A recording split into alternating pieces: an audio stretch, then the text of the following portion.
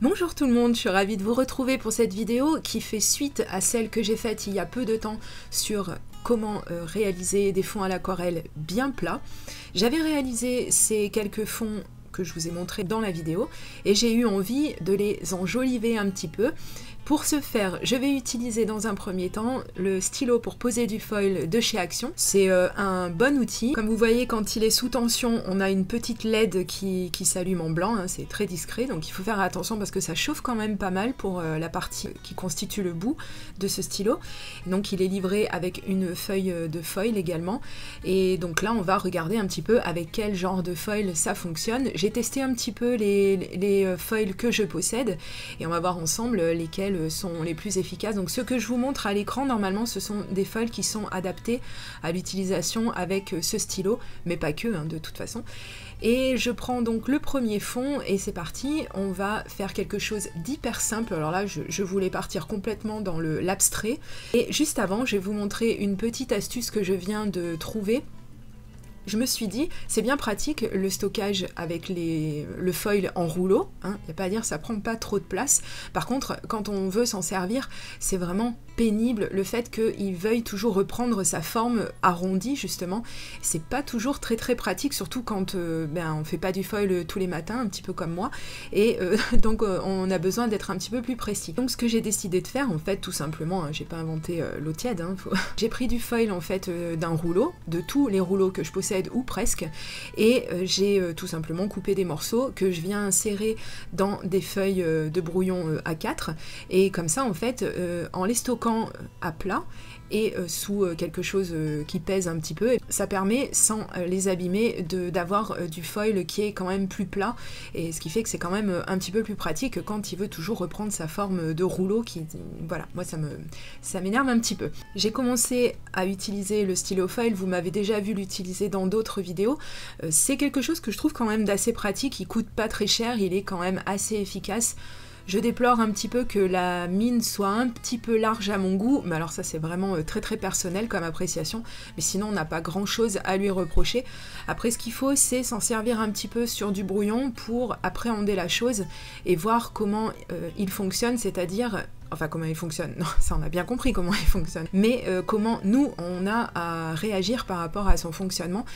J'entends par là qu'il faut voir la vitesse à laquelle on va passer le stylo sur le foil de façon à ne pas aller trop vite, ce qui ferait qu'on ait une ligne un petit peu trop fine, voire carrément que ça n'ait pas fonctionné, ou à rester un peu trop longtemps dessus, ce qui n'est pas productif non plus.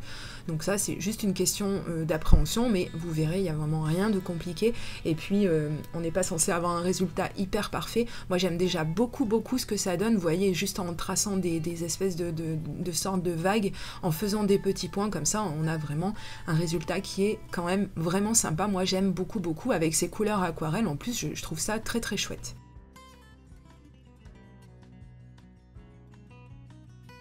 Je prends un second fond aquarelle et je vais rester un petit peu sur le même principe, à savoir que je vais garder le stylo foil ainsi que le foil que je viens d'utiliser, et pour faire encore de la récup, vous m'avez vu utiliser il n'y a pas très longtemps ces pochoirs faits maison que j'ai tout simplement découpé avec ma Big Shot et du papier, voilà, hein, pareil, rien de bien compliqué, et là je vais me servir cette fois-ci des ronds pour avoir un guide pour faire des ronds. Je pense que vous aviez compris le principe. Voilà, faire des sortes de bulles, c'est pour ça que j'ai rajouté ce petit filet de foil en haut à gauche de chaque bulle. Et encore une fois, comme j'ai fait sur la vidéo où je me suis servi de ce pochoir, j'ai voulu voir un petit peu ce que ça donnait quand on fait se chevaucher les deux motifs arrondis, et je trouve ça vraiment chouette, quoi. Vraiment, avec peu de choses, on fait vraiment quelque chose de très... Ouais, c'est classe, quoi, je trouve. Ces petits accents de foil comme ça, de choses qui brillent, c'est vraiment super, et c'est vrai que selon la lumière et selon l'inclinaison, eh bien, ça ne brillera pas de la même façon, et ouais, vraiment, je suis vraiment très fan. Je suis tellement fan que je continue dans le processus et je vais vous montrer une autre façon de poser du foil si vous n'avez pas le stylo foil justement. Et là, on va utiliser une colle. Alors là, en l'occurrence, c'est le stylo colle Zig. Et cette fois-ci, ce qu'on va faire, c'est poser de la colle aux endroits où on veut que le foil se pose. Et il va falloir laisser sécher un petit moment pour que cette colle, qui est spéciale, sèche. Et quand elle aura séché, et bien en fait, c'est là qu'on pourra poser le foil. Parce que là, si on le pose tout de suite, ça va pas vraiment fonctionner. Donc on va le laisser de côté une petite dizaine de minutes. Et en attendant, on va continuer. Hein, on est dans le process créatif. Donc, et on continue, on continue. Cette fois-ci, j'ai sorti des aquarelles. Alors, j'ai pris la palette où il y a la métallique. Pourquoi? Parce que en ce moment, je suis... mais alors tout simplement sous le charme des créations que je peux voir avec des encres à alcool, et particulièrement des encres à alcool avec des motifs gold, avec des couleurs gold et des couleurs dorées quoi, tout simplement. Je trouve ça magnifique et j'ai voulu essayer de retranscrire, n'est-ce pas? Enfin, on n'aura pas exactement le même résultat, mais en utilisant nos aquarelles métalliques, peut-être qu'on peut avoir quelque chose d'approchant. Alors j'ai voulu quand même essayer.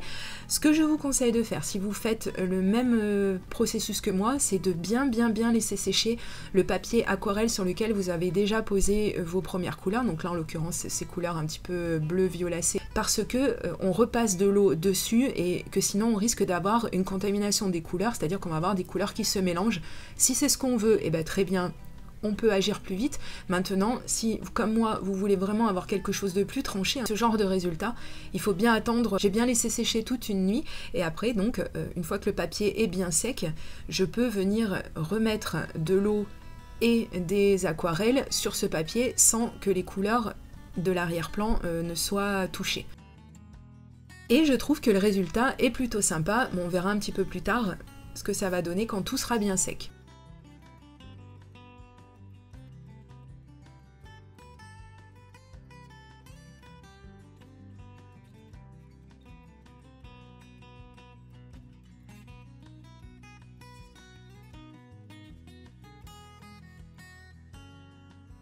Une autre façon, cette fois-ci, de poser un petit peu dans le même style de ce que je viens de vous montrer, pas exactement, mais un petit peu dans le même style, je vais utiliser donc le pigment or de Ease-Ink. Alors pour ce faire, encore une fois, heureusement que mon papier était bien sec puisque j'ai besoin de l'humidifier de nouveau, et je vais poser quelques petites gouttes ça et là. Je vais en poser aux endroits où j'ai mis de l'eau, et je vais en poser également à des endroits où je n'ai pas réhumidifié mon papier pour voir un petit peu ce que ça va donner.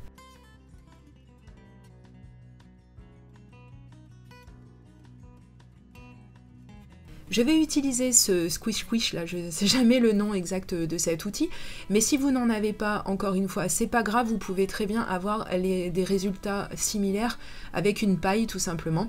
Donc vous mettez pas mal d'eau, hein, parce que sinon on aura un résultat un petit peu moins mobile, on va dire. Et après, alors là, c'est la porte ouverte à toutes les fenêtres, hein, j'ai envie de dire. On vient souffler par-dessus, comme ça, que ce soit avec la paille ou avec le Squish Squish, et donc on a ces jolis effets que vraiment j'aime beaucoup. Je reprends mon petit fond qui maintenant est bien sec. On a mis du stylo colle par-dessus, rappelez-vous. Et donc maintenant que c'est sec, je vais pouvoir... Enfin sec plus ou moins, vous allez voir. Mais je vais pouvoir venir faire adhérer mon foil sur les endroits où j'ai posé de la colle. On pose le foil dessus et on maroufle bien, et ensuite on vient retirer, vous avez compris le principe, hein, je pense, on vient retirer la feuille de foil, et là donc on va avoir le foil qui se sera déposé uniquement où on a mis du stylo colle. Alors là j'ai eu des résultats, je pensais que j'aurais quelque chose d'un tout petit peu plus précis, mais personnellement ça ne me dérange pas, puisque encore une fois on est dans l'art, hein, on n'est pas forcément dans la recherche de la perfection dans cette discipline là, mais oui j'aime bien le résultat. Je déplore juste, encore une fois, que la mine du coup de mon stylo colle ait délivré un tout petit peu de trop de colle, c'est-à-dire qu'il y a des endroits, le trait est un petit peu plus large que ce à quoi je m'attendais, mais enfin, globalement, c'est le résultat que je cherchais à obtenir, et pour mettre quelques accents dorés sur certaines de vos créations, franchement, c'est une super technique également.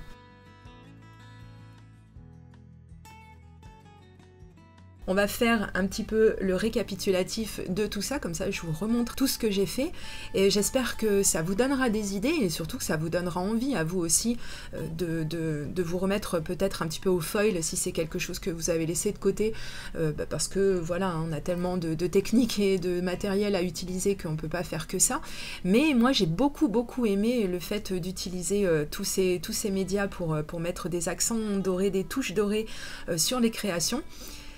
J'aime bien le résultat que ça a donné au final, maintenant que tout est sec, avec cet effet faux encre à alcool, voilà, j'aime vraiment beaucoup. Ce que j'aime bien, c'est vraiment ce laisser-aller qu'on peut avoir avec ce genre de technique, puisqu'on n'est pas sur des résultats qui sont vraiment très propres, si on veut, des résultats qui soient vraiment très nets.